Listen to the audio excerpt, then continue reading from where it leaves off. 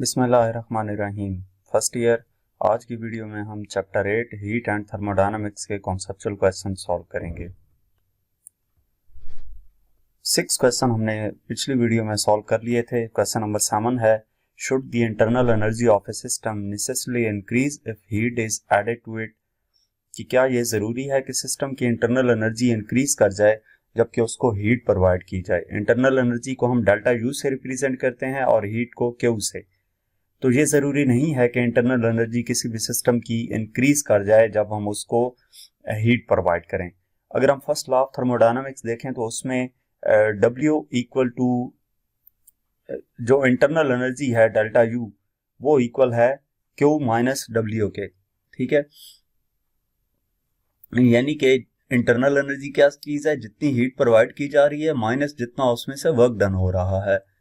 तो अगर system perform करे work equal to or greater than the heat added to the system, के जो सिस्टम है वो क्या करे, वर्क करे कितना, जितनी की हीट उसमें ऐड की जा रही है या उससे ज्यादा वर्क डन शुरू कर दे। जैसा कि एक्सपेंशन के प्रोसेस में था, आपने 4 प्रोसेस पढ़े थे ना, आइसोथर्मल, आइसोबैरिक।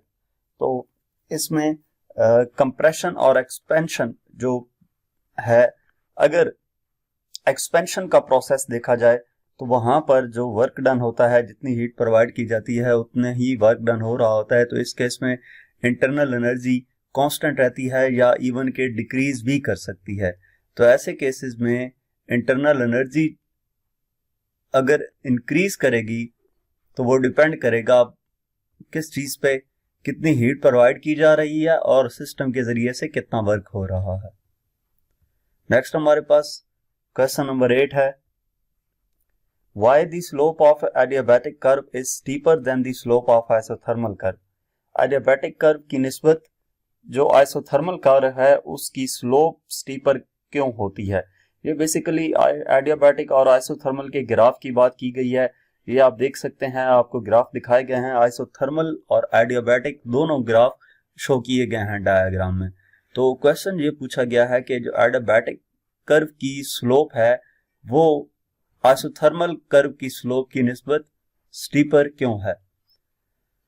तो अगर हम इन प्रोसेसेस की बात करें एडियाबैटिक की और आइसोथर्मल की, तो एडियाबैटिक प्रोसेस में ना तो सिस्टम में हीट इंटर होती है और ना ही एग्जिट करती है, जिसकी वजह से जो चेंज आता है वॉल्यूम में वो डायरेक्टली इफेक्ट करता है उसके प्रेशर और टेम्परेचर को।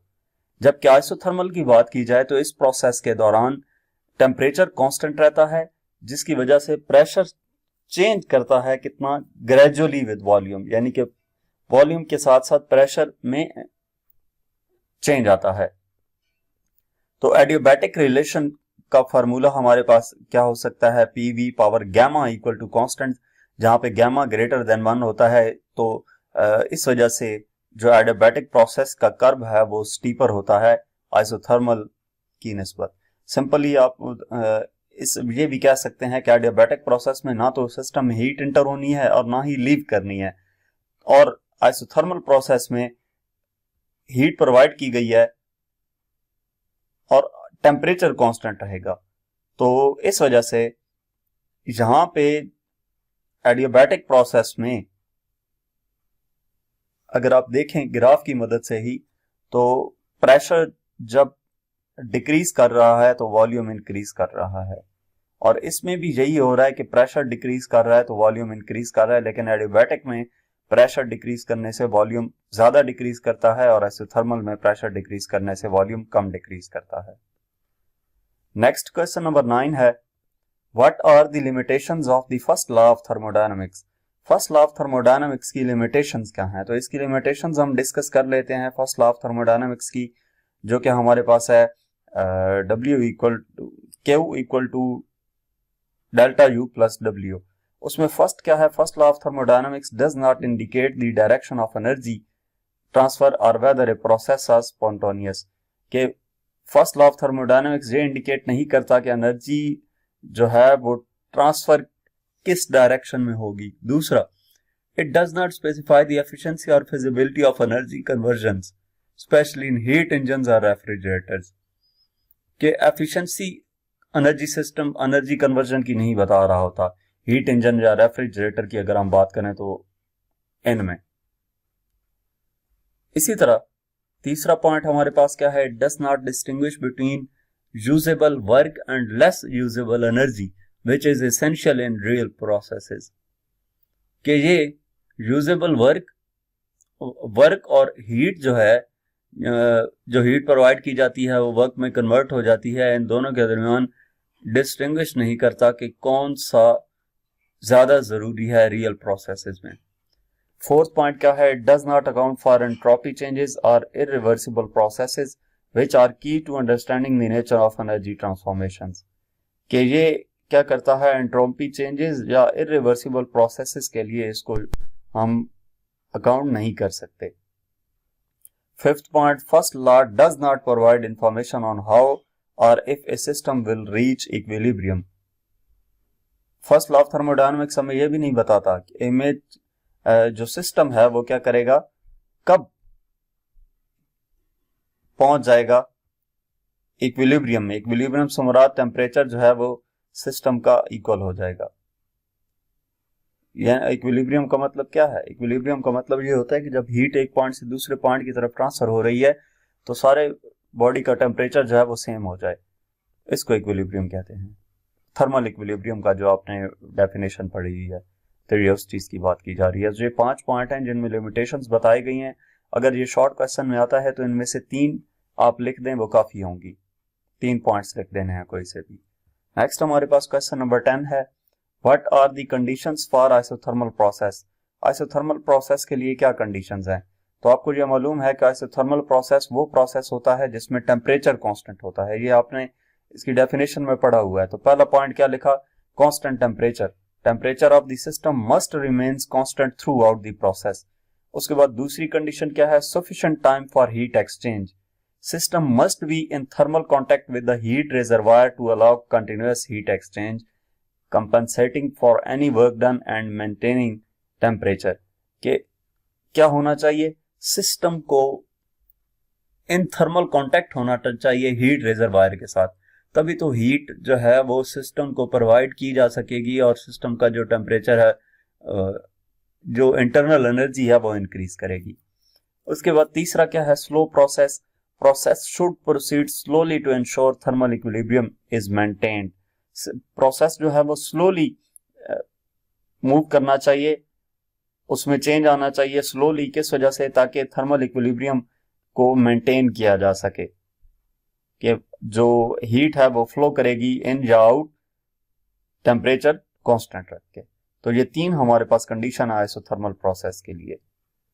नेक्स्ट क्वेश्चन नंबर 11 है, why isothermal processes are slow and adiabatic processes are faster. Isothermal process slow क्यों होता है और एडियाबैटिक प्रोसेस फास्ट क्यों होता है।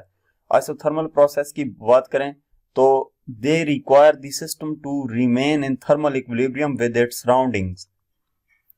आइसोथर्मल प्रोसेस क्या काम कर रहा होता है, इसको चाहिए होता है कि सिस्टम जो है वो थर्मल इक्विलिब्रियम में रहे सराउंडिंग्स के साथ, जिसकी वजह से क्या होगा, allowing continuous heat exchange to maintain a constant temperature. और वो क्या करेगा, अलाउ करेगा continuous heat exchange to maintain a constant pressure, यानी कि कांस्टेंट प्रेशर को मेंटेन करने के लिए हीट एक्सचेंज को अलाउ करता है। This heat transfer takes time so the process must proceed slowly. जो हीट ट्रांसफर है वो टाइम लेती है, तो प्रोसेस जो है वो स्लो चलता है। यानी कि आइसोथर्मल प्रोसेस में क्या हो रहा है, ये स्लो इस वजह से होता है कि इसमें टेम्परेचर को कांस्टेंट रखना होता है। अब टेम्परेचर को कांस्टेंट रखने के लिए हीट को स्लोली अलाउ किया जाता है कि वह एक्सचेंज करे। हीट किस में, थर्मल इक्विलिब्रियम की वजह से जो हीट प्रोवाइड की जाएगी, तो टेम्परेचर को कांस्टेंट रखना है तो वह हीट किस में कन्वर्ट होती जाएगी, सारी की सारी हीट वर्क डन में कन्वर्ट होती जाएगी। तो उसके लिए हमें प्रोसेस को स्लो करना पड़ता है। जबकि एडियाबैटिक प्रोसेस की बात की जाए तो इसमें हीट एक्सचेंज होता है सराउंडिंग्स के साथ। अब एडियाबैटिक प्रोसेस था क्या, एडियाबैटिक प्रोसेस ये है कि ना तो सिस्टम में हीट इंटर करती है और ना ही सिस्टम से हीट लीव करती है। तो इसका मतलब यह है कि एडियाबैटिक प्रोसेस में हीट एक्सचेंज नहीं होता सराउंडिंग्स के साथ। ठीक है, सराउंडिंग्स में कोई भी हीट एक्सचेंज नहीं होगी। तो ये जो प्रोसेस है ये लाजमी तौर पे तेज होना चाहिए ताकि सिस्टम जो है उसको टाइम ना मिले हीट एक्सचेंज करने के लिए, जिसकी वजह से एडियाबैटिक प्रोसेस टाइपिकली फास्ट होता है और आइसोथर्मल प्रोसेस जो है वो स्लो होता है। नेक्स्ट क्वेश्चन नंबर 12 है, can a process be both adiabatic and isothermal? Explain. क्या कोई process at a time adiabatic और आइसोथर्मल हो सकता है? तो एडियाबैटिक प्रोसेस की बात की जाए तो इसमें हमारे पास हीट ना तो सिस्टम में एंटर होती है और ना लीव करती है, जबकि आइसोथर्मल में टेम्परेचर कांस्टेंट रहता है। तो अगर हम टाइपिकली बात करें तो एडियाबैटिक और आइसोथर्मल जो है वो दोनों प्रोसेस एक ही सिस्टम पे अप्लाई नहीं होती। उसकी रीजन क्या है? एडियाबैटिक प्रोसेस में ना तो हीट एक्सचेंज करती है सिस्टम में, इस वजह से टेम्परेचर जो है वो चेंज होगा किस सूरत में? वर्क डन की सूरत में। ठीक है, जबकि आइसोथर्मल प्रोसेस की बात करें तो इसमें कांस्टेंट टेम्परेचर चाहिए होता है जो क्या करता है, हीट एक्सचेंज और हीट एक्सचेंज को इन्वॉल्व करता है ताकि वो क्या कर सके, वर्क डन को बैलेंस कर सके। अब दोनों केस टोटली अलग हैं, सिर्फ एक एक्सेप्शन ऐसा है, रेयर केस है आइडियल गैस की सूरत में undergoing free expansion in vacuum. ये वो केस है कि like an ideal gas undergoing free expansion in a vacuum where no work और heat transfer occurs keeping the temperature constant without heat exchange. यानी कि जब आइडियल गैस है उसको क्या किया जाता है, एक्सपेंड किया जाता है वैक्यूम में, तो फ्री एक्सपेंशन करवाई जाती है वैक्यूम में, तो वहां पे वर्क और हीट जो है वो हीट ट्रांसफर दोनों हो रहे, जहां पे नो वर्क और हीट ट्रांसफर अकर्स, यानी कि ना तो वर्क हो रहा होता है और हीट भी ट्रांसफर नहीं हो रही होती, जिसकी वजह से टेम्परेचर कांस्टेंट रहता है हीट एक्सचेंज किए बगैर। तो ये वो प्रोसेस है, ये जो लास्ट 2 लाइंस में डिस्क्राइब किया है कि इस प्रोसेस के दौरान सिस्टम जो है वो एडियाबैटिक भी हो सकता है और आइसोथर्मल भी हो सकता है। यहां तक हमारे पास क्वेश्चन नंबर 12 तक शॉर्ट क्वेश्चंस थे, कॉन्सेप्चुअल क्वेश्चंस डिस्कस किए। मजीद किसी भी चैप्टर की एक्सरसाइज का सलूशन देखने के लिए हमारा चैनल विजिट करें।